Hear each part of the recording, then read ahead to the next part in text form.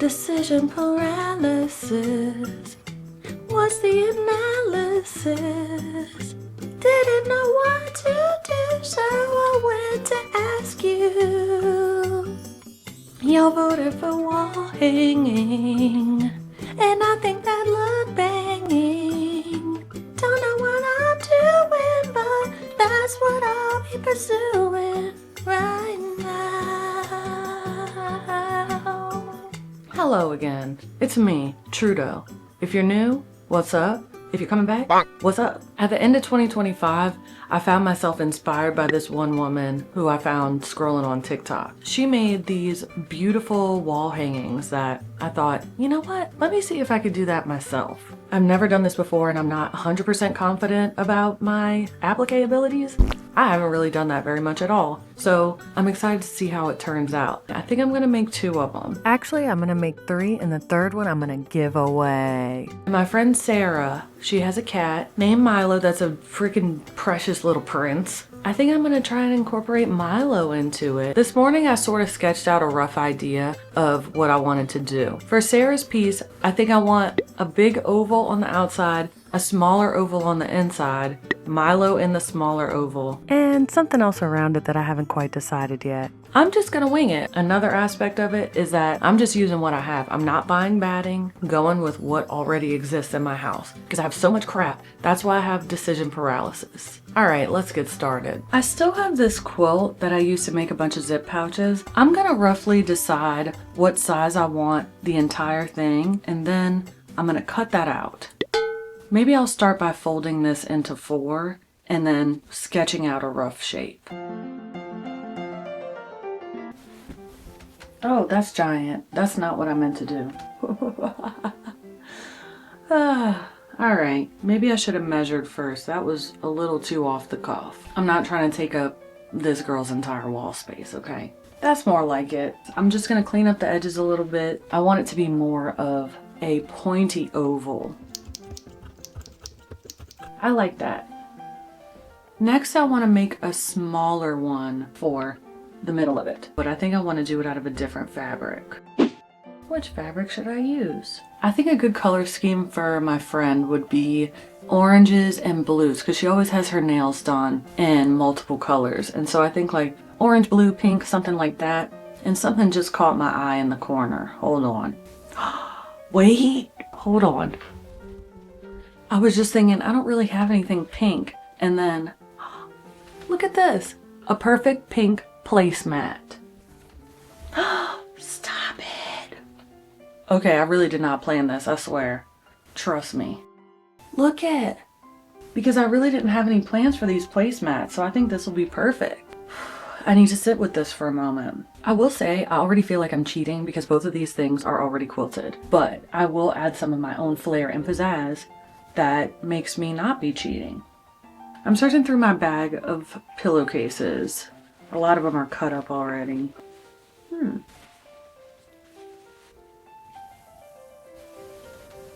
Well, this is as big of a piece as I could find of this fabric, and I think I'm going to use it. I'm going to go ahead and seam rip this because you can tell it's the outside of a pillowcase. I think that could be the background for Milo.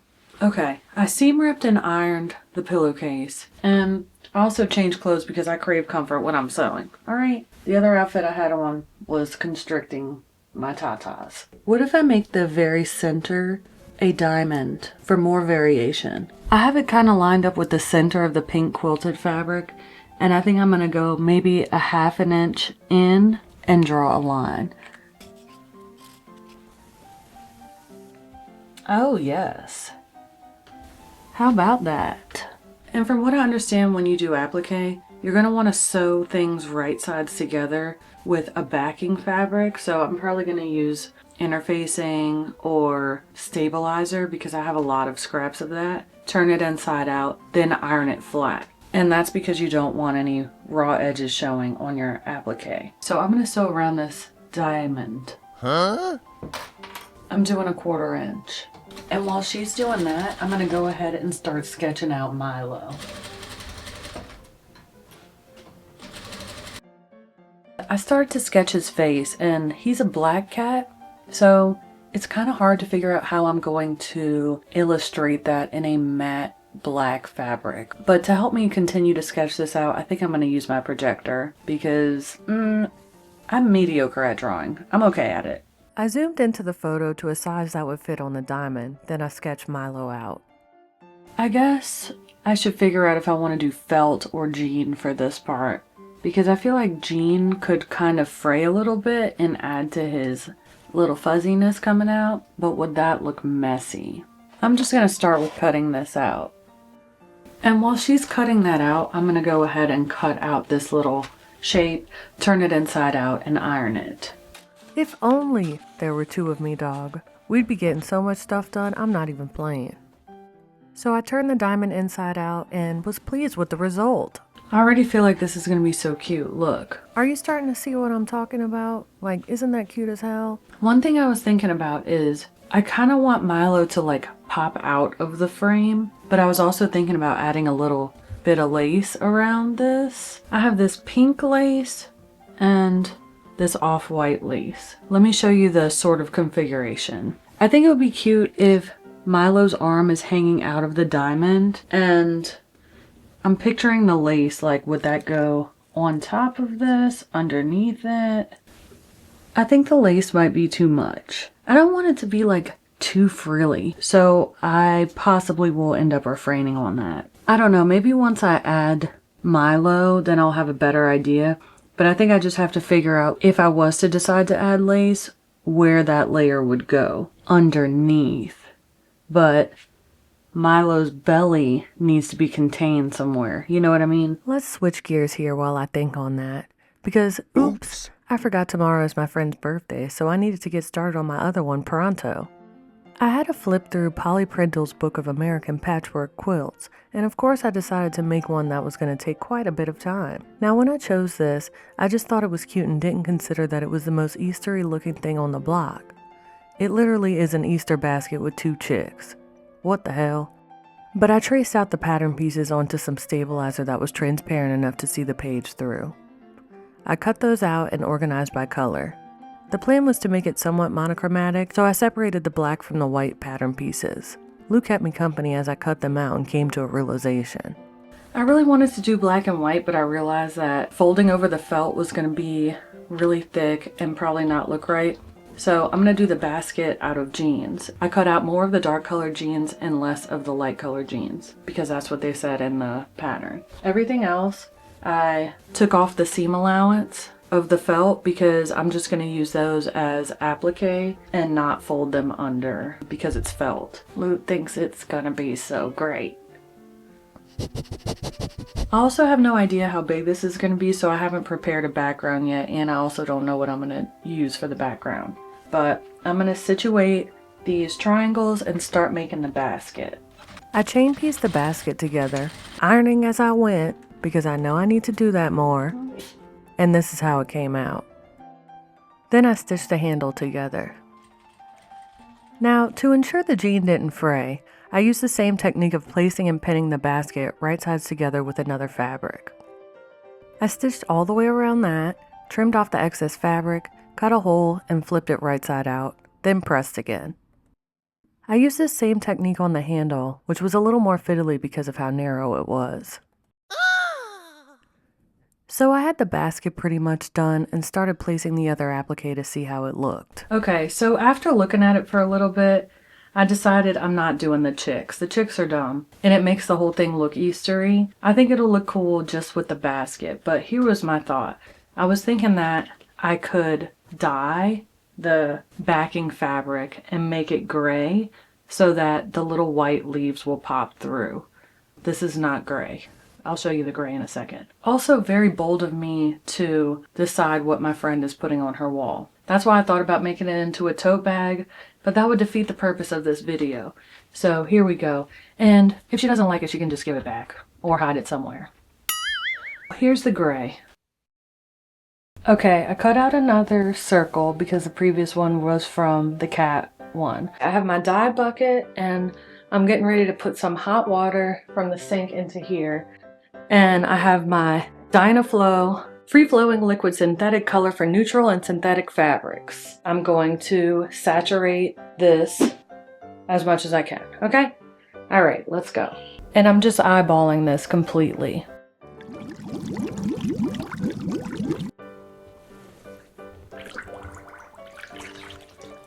I'm gonna let that sit for about half an hour. While that's sitting in there, I'm having thoughts because in this book, right next to the page that has the basket I was looking at, there's this cute little flower, and I think it would be cute to do something in this color or in this pattern. Maybe I should wait. I'm gonna wait until I'm done dyeing that one to decide if it needs flowers or not, because I will have to stitch all of this on and make a decision after, I guess. Half an hour later, I put the dryer on high heat and let that baby tumble. And here's how it looked dyed gray. So since this bedspread had some loose threads, I went ahead and trimmed those and filled in the gaps.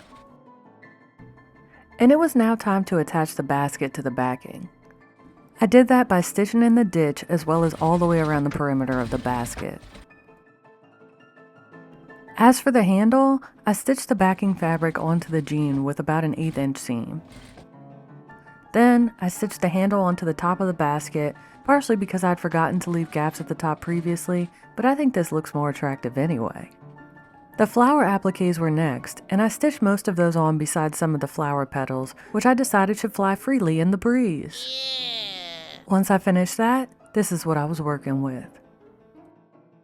And I decided it needed something else, so I cut out the red flowers I mentioned earlier. This fabric is from the collar I made during Halloween from Popeye the Sailor Man. Waste not, want not, baby. I used the same technique as the basket for the red flowers and stitched those on in a diagonal. I also added a little bit of detail there. Looking back, I'm not fully sold on the placement, but it ain't too bad. For the edges, I bound with a 1/4 inch binding trim, flipped it over to top stitch, but I think I made a mistake here. I think I should have trimmed notches around the oval at some point because as you can see, the finished product was about as undulating as a wacky wavy inflatable flailing arms tube man. After adding a hook for the wall, I hung it up and not to my surprise, the damn thing rippled out like a Pringle. Did somebody say Pringle? But that's nothing a little wall-safe tape can't fix. So I rolled it up and stuffed it in a bag with some scotch tape because I feel bad about that. Oops! Now let me take you back to the kitty cat. I cut Milo out of black felt, then spent a long time trying to figure out how I was going to get his eyes to look realistic, starting with an attempt to cut out moon-shaped slivers from yellow fleece to match what I had drawn on the template. That was a grueling and futile endeavor, as I couldn't figure out a plan for how to stitch them on and not have his eyes look extremely wonky. So here's the dealio. I had to abandon this bad boy. I honestly do not know how the hell I was going to get these on here. I had a better idea, which took a little bit of pressure off myself to make the eyes look perfect, because if I messed that up, it wasn't going to be pretty for me. I was going to lose my mind. So instead of that, I created an embroidery file, and I'm going to do the head separate from the body and just do some vague details. And also I'm doing a few little samples of the eyes before I decide which one to go with, because it'll either be a satin stitch or a tatami stitch. A satin stitch is the one that goes back and forth, if you don't know, and a tatami stitch is more like a filling stitch. I measured my template and set up the canvas to be able to fit into my hoop, separating the head from the body since my hoop is only about 7.5 by 7.5 inches. I started with a test to see whether a fill stitch or a satin stitch would look better for Milo's eyes. And here's a side-by-side view of what each of those were stitching like. Okay, looking at these two, the top ones look a little bit cleaner because they're a satin stitch, and I think that's the one I'm gonna go with. Then I started sketching some running stitches around some of the details of Milo's face. You know how some black cats be actually kind of brown? He's kind of brown, so I'm going to use this dark brown. Lou and I watched attentively as my machine stitched out Milo's head, and peep how darn delightful. I kind of feel like the brown nose is a little too beakish, so I'm going to use a trusty brown Sharpie to color that in. See, now that looks a little bit better. Milo only has white whiskers on one side, so I put those and they kind of extend outside of the frame of the head. I'm just gonna have to stitch over that once I cut everything out because I'm gonna have to cut through these. I wasn't really thinking, but you get the picture, right? Now that I have the size of the head that I want, I'm going to open a new file with the same image and just drag the body up. I'm going to get as much detailing as possible in the arms. I want one arm to hang over the edge of the frame and one's going to be kind of up here, like this. Excellent demonstration, ma'am. What? Because the hoop is not wide enough to span the entire body, I think I'm just going to cut it out afterwards and then fluff the edges, right? Doesn't that sound cool? All right, let's see how this body sketches out. So here's how that turned out. I'm gonna go ahead and cut it out. Ooh. Let me see what it looks like on the diamond. I placed Milo on the diamond and carefully pinned the bottom of his body around the bottom edge, with his arm hanging off like this.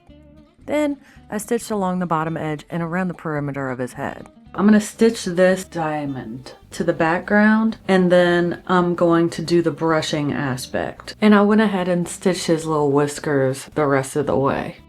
So I got to brushing the hell out of this damn thing, which I must admit was one of the riskier parts of this project. Because what if I jacked it up? But I trimmed those a little bit and considered keeping it this size without the white background. I think it looks nice kind of on its own. Is that crazy that I just kind of want to like keep it like that? Stick to the damn plan, girl. But I feel like that would be cheating. I don't know. This would be really cute on somebody's wall because it's so small. You know, for the last one, the quilted aspect, I feel like I kind of fell off a little bit and I feel bad. The inspiration, she did more like straight up just quilted stuff. Maybe I would have been able to do that better if I was buying fabric. And I think working with what you have is a good thing, no matter what. So I think that the pink is already busy enough. Like I said, it looks like it would be fine on its own. But I think I want to add some like floral, leafy sort of thing to the white part. And I've been looking through this same book. I found a few things that were cute. The designs in the book that I liked all included stems that I wasn't really sure how to incorporate into my current design. And I also wasn't convinced they were really relevant. But what do all cats like? Seafood! I sketched out a shrimp, tuna, and some other random fish I think Lou and Milo would like to eat, hoping I could create appliques to place around the white part. After cutting out and stitching a couple of those, I decided I didn't like them and pivoted to a new plan. On Pinterest, I found a quilted wall hanging with little sardines, and baby, sardines are so hot right now. The public service announcement to all the young people. Leave our old people stuff alone. Y'all done went over there and bought up sardines that's been sitting on the shelf since 1995. So, I drew out some pattern pieces to make a prototype. And while I was mostly pleased with how that came out, I made a second sardine pattern and changed the order of steps so the pieces would lay flat better. I also cut out a larger circle from the backing quilt because the first sardine was a bit larger than I anticipated. And then I cut out 8 in 2 different colorways. I started with chain piecing the top and bottom of the main bodies, then attaching the fish's heads. Whoa! For the fins, I individually sewed them right sides together with backing fabrics, cutting those out and flipping them right sides out with the help of Dan, who seemed to really enjoy giving me a hand. What an angel. Okay, I decided that instead of doing it like this, I'm gonna do these, just this part, all up against a background, turn those inside out, and then the fins are gonna be tucked underneath the applique when I add it. I think that'll look cleaner because if you can see here, like it kind of looks bunched up a little somehow. I don't know exactly what happened. This fin though, I think I made it too small, but I think I could get away with like putting some no fray or something on top and just stitching it down, right? I don't know if I have anything like that though. No. I pinned the fish bodies around the outer circle before sewing them on, adding the top and bottom fins as I went around each sardine. As for the tiny side fin, I decided just to fold the raw edge underneath, trimmed off the extra corner, and top stitched those onto the sides of the fish. After that, I affixed the placemat onto the white fabric, and since I didn't feel like changing thread twice, I went ahead and bound the edges and added pink lace trim to the border. And don't forget about the hooks to hang it up. So we were getting close to done, but the sardines were still looking like the ones in a can because the tails weren't on there yet.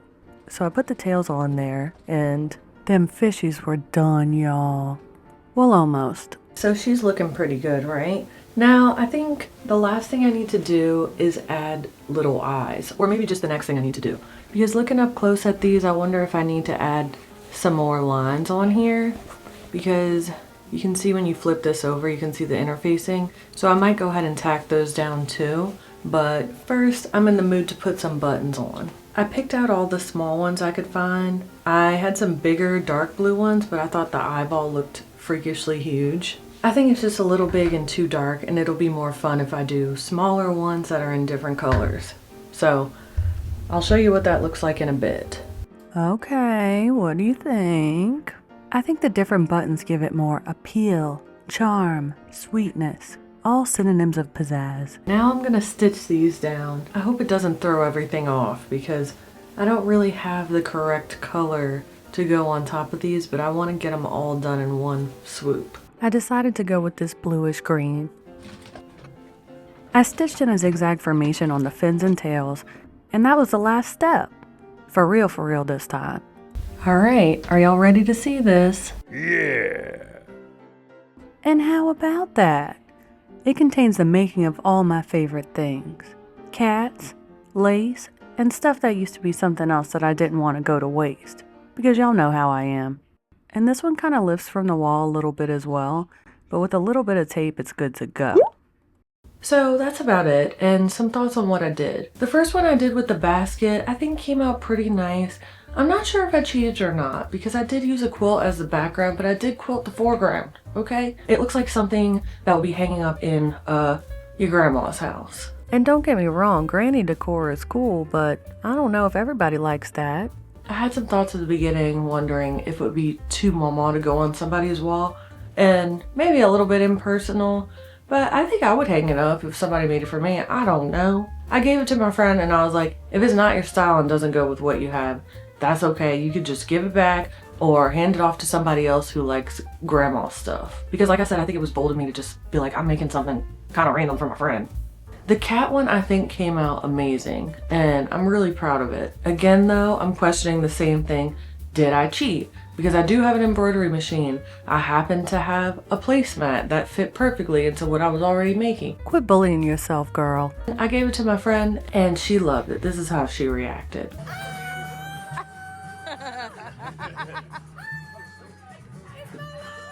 I do want to do more pet portraits in the future, which brings me to the giveaway. So I made a Google Doc form with a few questions you can fill out and send me a picture of your pet. And I'm gonna do like a raffle, pull a name out of a hat after a week, and I will announce the winner in the next video. So if you're interested in a free pet portrait quilted wall hanging, then you should fill out that Google form. Also, a qualification is you gotta subscribe. Okay, I'm looking at you. I put a lot of love into my videos and I hope y'all are enjoying them. And if you like this video, hit me with a hell yeah. I'm always appreciative of your comments, so if you have any suggestions for future videos or if there's anything I could have done better in this one, please leave me a comment. And as always, thanks for watching. Bye. Now look at this stalker. Lou, what are you doing? It never looks like he's getting anything.